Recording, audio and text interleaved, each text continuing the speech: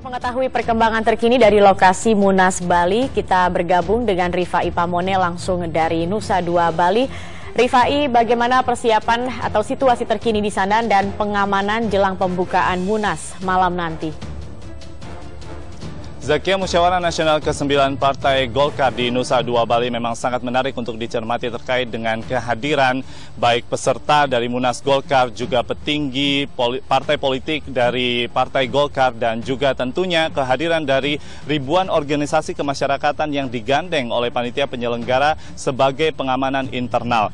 Di antaranya tadi terkait dengan kondisi yang sempat menghangat beberapa saat yang lalu, kami menyimak ada ribuan dari pengamanan internal yang berasal dari organisasi kemasyarakatan di Nusa Dua dan juga Denpasar, Bali. Mereka berkonsentrasi di depan pintu masuk The Westin Resort Hotel, tempat penyelenggaraan Munas Golkar ke-9 di Nusa Dua, Bali, karena mereka mendapatkan informasi bahwa ada kelompok organisasi kemasyarakatan lainnya yang akan datang sekitar 400 hingga 500 orang untuk menggagalkan atau menyampaikan aspirasi mereka bahwa menolak keberadaan Munas Golkar ke-9 di hari ini, 30 November 2014. Namun dengan adanya negosiasi dari pihak kepolisian, akhirnya kondisi tersebut dapat dinetralisir dan seluruh situasi yang berada di luar, khususnya di luar The Westin Resort Hotel Bali, bisa dikatakan.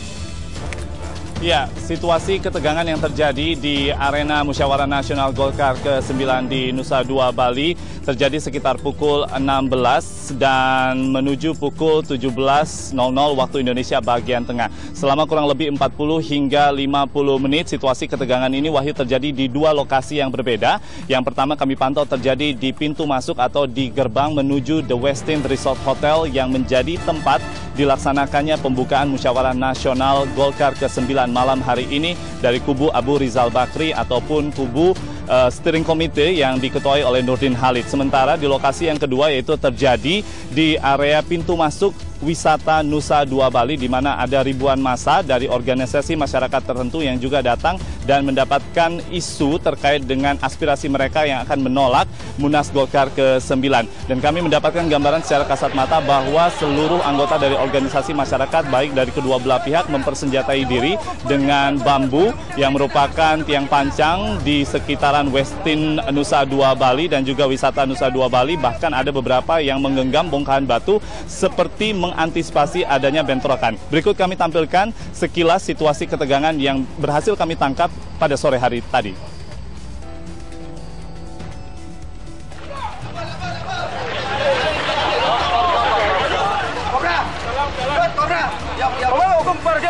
Yang penting mereka tidak masuk ke tempat kita.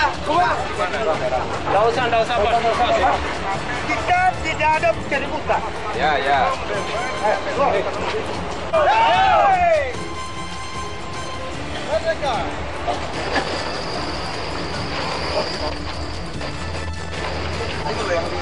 Posisi dua organisasi kemasyarakatan yang berada di Nusa Dua Bali dan Denpasar ini atau berasal dari kedua wilayah tersebut berjarak sekitar 100-200 meter, Wahyu, dan dalam jarak tersebut kami memantau juga ada petugas kepolisian dari Polda Bali dan juga di backup oleh Polres Kota Denpasar beserta perangkat desa atau lembaga adat yang biasa disebut sebagai pecalang berupaya untuk menghalau dua ormas ini agar tidak selalu berbenturan dan tidak bertemu secara fisik sehingga dikhawatirkan akan terjadi bentrokan. Dalam kurun waktu sekitar 20 menit negosiasi yang dilakukan dan juga penjagaan yang dilakukan oleh pihak kepolisian dan juga pecalang, akhirnya situasi bisa dikendalikan dan dua ormas ini tidak bertemu dan kemudian tidak terjadi bentrokan. Namun dari kondisi ini memang terlihat bahwa potensi ketegangan bisa saja terjadi selama Munas Golkar yang berlangsung di Nusa Dua Bali.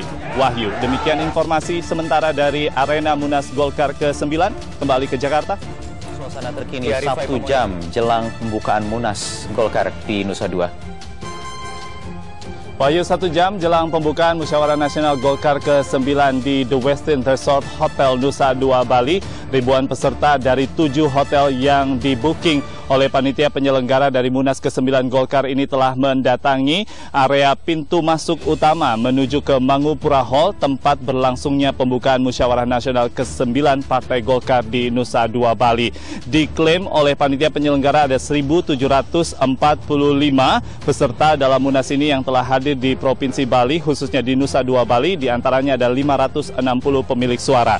Dari seluruh informasi yang kami dapatkan jelang pembukaan Munas ke-9 ini dan juga pemantauan kami terkait dengan bagaimana suasana di dalam maupun di luar area Munas, kami mendapati sebuah gambaran bahwa bakal calon Ketua Umum Airlangga Hartarto yang disebut-sebut sebagai pesaing utama dari bakal calon Ketua Umum Partai Golkar petahana, yaitu Abu Rizal Bakri, telah hadir di lokasi Munas Golkar ke-9 ini. Beberapa saat yang lalu kami berhasil mewawancarai Airlangga Hartarto terkait dengan pencalonannya sebagai bakal calon Ketua Umum Golkar. Airlangga Hartarto menyatakan bahwa dirinya telah didukung lebih dari 40% DPD baik tingkat 1 dan tingkat 2 sesuai dengan amanat AD/ART Partai Golkar yang mengamanatkan 30% untuk menjadi bakal calon Ketua Umum Partai Golkar di dalam Musyawarah Nasional. Dan dari komposisi tersebut, Airlangga Hartarto menginginkan agar jalannya pencalonan Ketua Umum ini bisa berjalan demokratis dan juga transparan,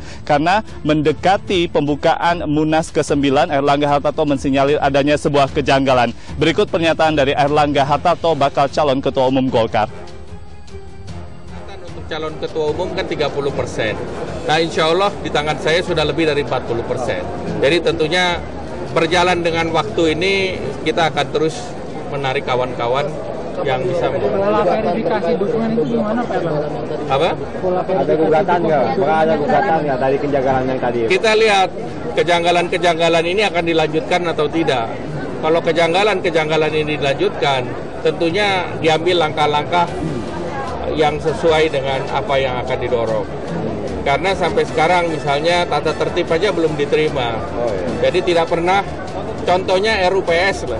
RUPS perusahaan publik, karena kebetulan kan saya pegang governance ya, tata kelola itu saya pegang. Kalau tata kelola RUPS paling cepat 45 hari. Tetapi ini organisasi besar sebesar Partai Golkar, Munasnya secepat-cepatnya 7 hari, materi sampai RUPS belum diterima. Padahal materinya itu merupakan materi krusial, bahkan peserta. Demikian Wahyu, kembali ke Jakarta. Ya baik, Rifai Pamone, terima kasih melaporkan dari Nusa Dua Bali. Kericuhan kembali terjadi di sana. Ya, Wahyu, kami akan memberikan gambaran sedikit. Sementara saat ini yang terjadi adalah di dalam ruang utama dari Hotel Westin adalah rangkaian pembukaan dari Musyawarah Nasional Partai Golkar ke-9. Namun di tengah lancarnya pembukaan di bagian dalam dari Hotel Westin, tepat di pintu masuk Hotel Westin, beberapa saat yang lalu, tepatnya pada pukul 20:30 waktu Indonesia bagian tengah, terjadi aksi provokatif oleh salah satu oknum dari kader simpatisan Partai Golkar yang masih berada di luar, yang juga merupakan salah satu peserta dan juga pemilik suara dari acara Munas Golkar ke-9 ini. Sedianya berada di dalam, namun di luar membuat sebuah aksi provokatif dengan memecahkan beberapa barang, dan akhirnya ini memancing suasana kericuan dan juga ketegangan kembali terjadi. Di antaranya untuk pengamanan dari pihak kepolisian, dan juga yang paling merasa resah dan akhirnya mengambil tindakan yang cukup keras adalah pengamanan internal dari organisasi masyarakat yang digandeng oleh panitia internal dari Munas Golkar ke-9. Berikut kami sedikit memberikan gambaran suasana kericuhan dari aksi provokatif tersebut.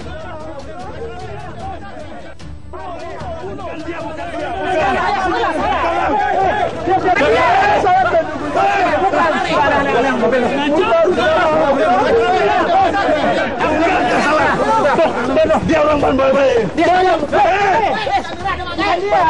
Saya kena.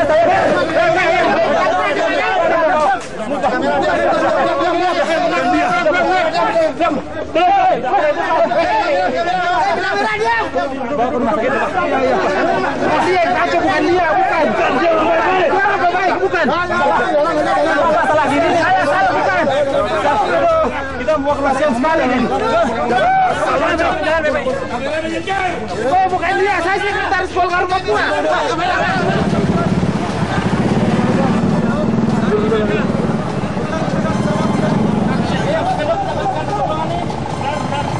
Kalau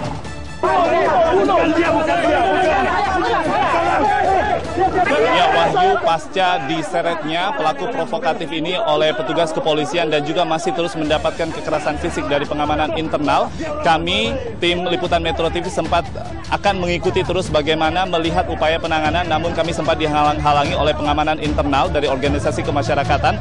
Kami sejauh ini masih terus akan memantau dan menggali informasi dikarenakan dari salah satu oknum yang membuat aksi provokatif ini, kami mendapati aksi tersebut mengakibatkan luka di bagian kepala dan kami harus mengetahui dari mana dan bagaimana saat ini kondisi korban dari aksi provokatif tersebut, apakah mendapatkan perawatan ataukah mungkin diinterogasi oleh pihak kepolisian. Kami akan terus memantau jalannya Munas dan juga bagaimana suasana di luar Munas Golkar ke-9 dari Westin Hotel Nusa Dua Bali. Kembali ke Jakarta.